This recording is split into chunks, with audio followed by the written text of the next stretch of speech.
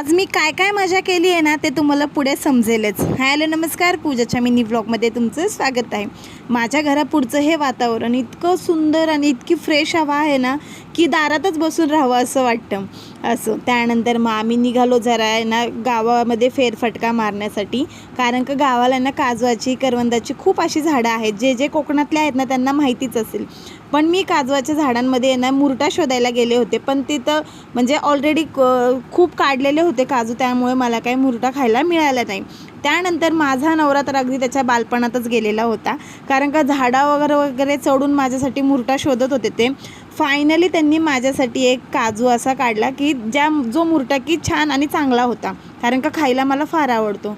त्यानंतर माझ्या नवऱ्याला ना हळू, म्हणजे हे हळू आहेत ना, म्हणजे जे गावाकडचे आहेत त्यांना माहितीच असेल, हे हळू असतात जे की यांना कापून वगैरे धुवून काय काय करतात ते मला माहिती नव्हतं. माझ्या नवऱ्याला खूपच आवडतं ते हळू.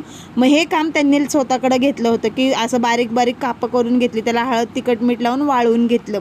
त्यानंतर संध्याकाळी आम्हाला यायचं होतं घरी, त्यामुळे आम्ही सगळ्यांना केलं बाय बाय आणि थेट निघालो घरी यायला. थोडासा प्रवास झाल्यानंतर आम्हाला लागली भूक. मग काय जेवण घ्यायचं तुम्ही ठरवा असं करून आहे ना मग आम्ही शेवटी फायनली घेतली चिकन थाळी आणि काहींनी घेतला फ्राईड राईस. मस्त अशी चिकन थाळी एन्जॉय केली आणि असा प्रवास झोपत काढला. Thank you for watching, bye.